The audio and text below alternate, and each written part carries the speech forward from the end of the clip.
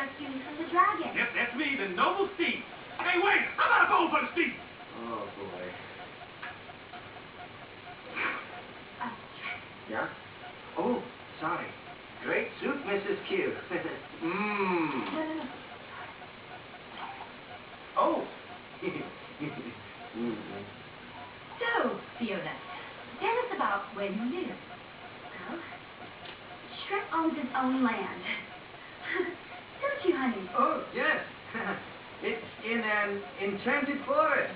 Abundant in squirrels and cute little duckies and... What? I know you ain't talking about the swamp. Donkey. An ogre from a swamp. Oh, how original. Well, I suppose that would be a fine place to raise the children.